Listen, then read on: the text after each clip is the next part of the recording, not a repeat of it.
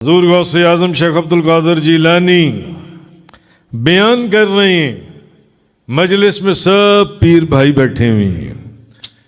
ایک بندہ اس کو ایک دم بیت الخلاء میں بول و براز، اس کو پیشاب کی سخت پخانے کی حاجت ہوئی، سخت حاجت، اور ازدحام اتنا.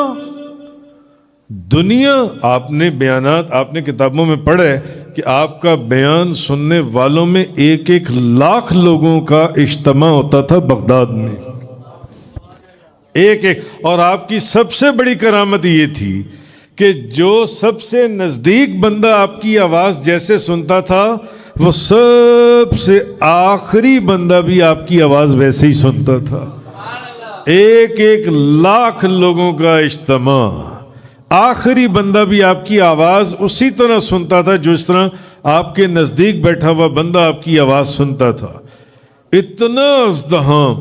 اس نے کہا وہ سخت پریشان، سخت پریشان. اس نے کہا کہ میں اب کیا کروں.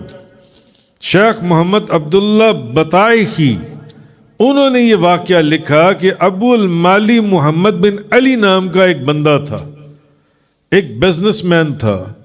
وہ ایک دفعہ حضور غوث اعظم کی مجلس میں کسی کے کہنے پر آ گیا کہ چلو یار، ہوتا ہے نا، چلو یار میرے پیر و مرشد کی محفل سجی ہے، تم بھی آؤ، اپنے دوستوں کو بھی لے کر آتی ہیں. وہ آ گیا. اب اس کو اس دوران وہ پیشاب اور پخانے کی حاجت ہوئی، اور ایسی سخت اور شدید کہ وہ پریشان، اس کی حالت گیا کہ یہ میرے کپڑے یہیں خراب ہو جائیں گے. کیوں؟ اس ازدحام میں سے نکلنا ہی مشکل تھا.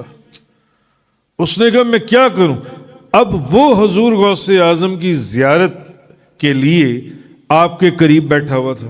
اب یہاں سے نکلوں تو کتنی دنیا کو پار کر کے جاؤں، اتنی دیر میں تو میرے کپڑے خراب ہو جائیں گے. اتنی دیر میں آپ فرماتے ہیں، شیخ محمد عبداللہ بطائحی رحمۃ اللہ علیہ، آپ کہتے ہیں کہ حضور غوث اعظم ممبر رسول کے اوپر بیان کرتے کرتے ایک دم ممبر سے اترے، اور ممبر سے اتر کر وہ بندہ سامنے بیٹھا ہوا تھا. آپ اس کے پاس گئے اور آپ نے جا کرنا اپنا جو رومال ہے وہ اس کے سر کے اوپر اپنا رومال رکھ دیا. وہ بندہ کہتا ہے جب آپ نے اپنا رومال میرے سر پر رکھا نا حضور غوث اعظم شیخ عبد القادر جیلانی نے، تو جیسے ہی آپ نے اپنا رومال میرے سر کے اوپر رکھا، میں نے دیکھا کہ میں ایک جنگل کے اندر ہوں. جنگل کے اندر ایک باغ ہے. اس باغ کے اندر مجھے ایک جگہ مل گئی. میں فوراً اپنی قضائے حاجت سے فارغ ہوا. پاس ہی قضائے حاجت سے فارغ ہونے سے پہلے میرے پاس چابیوں کا ایک گچھا میرے ہاتھ میں تھا. وہ پاس ہی ایک درخت کے اندر چھوٹی سی ایک جگہ تھی. میں نے وہ چابیوں کا گچھا وہاں پر لٹکا دیا، وہاں رکھ دیا. میں نے کہا میں ذرا پیشاب سے فارغ ہو جاؤں، قضائے حاجت سے، تو میں چابیاں لے لیتا ہوں. میں نے فارغ ہو کر اس باغ میں ایک نہر بہہ رہی تھی، میں نے اس سے وضو کیا. وضو کرنے کے بعد کہ میں نے ابھی وضو ہی کیا تو حضور غوث اعظم شیخ عبد القادر جیلانی رضی اللہ تعالی عنہ، آپ نے وہ جو کپڑا تھا میرے سر کے اوپر سے اٹھا لیا، جو آپ کا کپڑا تھا. اب جب آپ نے کپڑا اٹھایا تو میں نے دیکھا کہ وہی مجلس چل رہی ہے اور آپ بیان فرما رہے ہیں.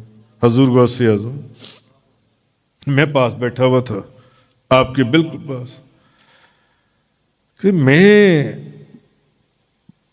حیران ہو گیا. میں نے کہا یا اللہ، یہ کیا معاملہ. قضائے حاجت بھی میری مکمل ہو چکی تھی، میں پیشاب کر رہا. کہنے لگا کہیں میں نے خواب تو نہیں دیکھا. کہنے لگا میں نے اپنے کپڑے دیکھے تو سارے گیلے، داڑھی میں سے پانی بہہ رہا تھا، کپڑے میرے گیلے، سب پانی اعضاء کے اوپر. تو میں پریشان. میں نے کہا چلو کر لیا. اب مجھے یاد آیا کہ جہاں جو باغ تھا وہاں ایک درخت کے اندر میں نے اپنی چابیاں رکھی تھی، اور چابیاں تو میں نے اٹھائی نہیں وہاں سے. خیر وہ کہنے لگا کہ میں نے کیا کہتی ہیں کچھ میں مجلس برخاست ہوئی، دعا ہوئی، میں چلا گیا. مرید نہیں تھا، کوئی تاجر تھا، بزنس مین تھا جو آیا تھا آپ کی زیارت کے لیے کسی کے کہنے پر. کہنے لگا میں چلا گیا. تو 15-20 دن کے بعد ایک قافلے تجارت کے ساتھ مجھے عجم کی طرف جانا پڑا. تو راستے میں ایک جنگل آیا، میں نے دیکھا تو میں نے کہا یار یہ تو وہی جنگل نہیں ہے وہ جہاں میں، اس تو جنگل وہی ہے. اسی جنگل میں مجھے وہ باغ نظر آیا، جس باغ کے اندر وہ نہر بہہ رہی تھی جہاں میں نے وضو کیا تھا. مجھے اپنی چابیاں یاد آئیں. میں نے کہا وہ تو نہر کے پاس ایک درخت تھا، میں پہچان لوں گا. اس نے وہ درخت تلاش کیا تو اس کو وہ درخت مل گیا، اس میں چابیاں پڑی ہوئی تھیں. تو میں نے وہ چابیاں لے لیں، میں نے وہ چابیاں اٹھا لیں.